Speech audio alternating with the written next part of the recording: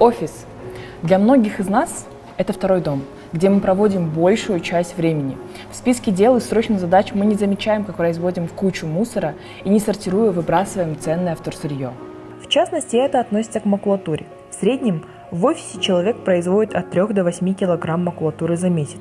Какие бы сильные не были намерения у коллег, быть экокультурным и сортировать правильно в офисе вряд ли получится, если нет необходимой инфраструктуры. Чтобы процесс сортировки в офисе был легким и эффективным, сегодня мы на примере одного из офисов Бишкека покажем, как это делать, и поделимся советами.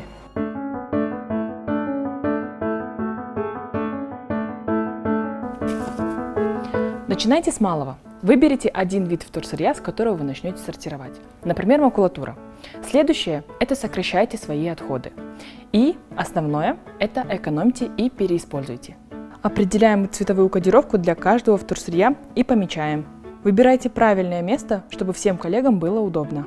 Вместе сортировать эффективнее, поэтому подключайте своих коллег и просвещайте их в эту тему. Не секрет, что в офисах выходит больше всего бумажных отходов, то есть макулатуры. Во-первых, самое главное, чтобы бумага и картон всегда были чистыми и сухими. Во-вторых, нужно проследить, чтобы не оставалось никаких скрепок, кусочков скотча и других материалов. А также интересный факт. Бумагу можно переработать целых 6 раз.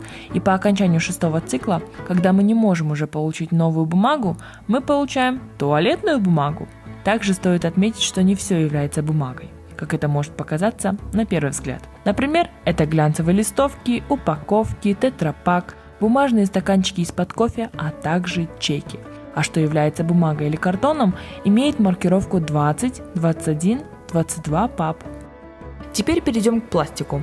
Пластиковых отходов в офисе тоже выходит немало. Самое главное – придерживаться правила 3 С – сполоснуть, сушить, сплюснуть. Ни в коем случае не выбрасываем пластик грязным с остатками пищи. И обязательно обращаем внимание на маркировку пластика. Да, их целых 7. Но не пугаемся, сейчас мы их подробно разберем.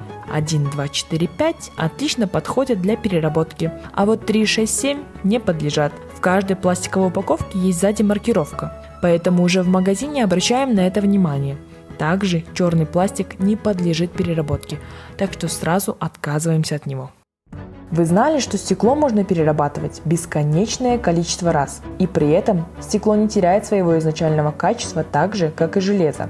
Поэтому идеально подходит для переработки. Следовательно, не выбрасываем, а сортируем. Принимается только прозрачное и зеленое стекло. Темное переработать нельзя.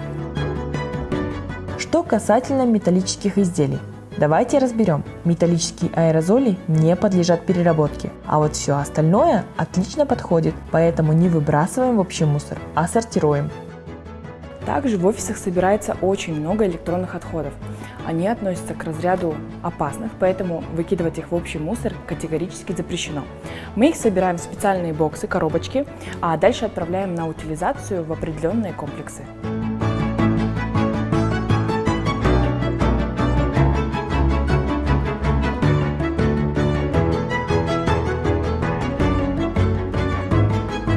Вот мы и узнали с вами, как в офисе можно не только эффективно работать, но и эффективно сортировать, делая наш город чище. Поэтому сортируйте и сдавайте Тазар.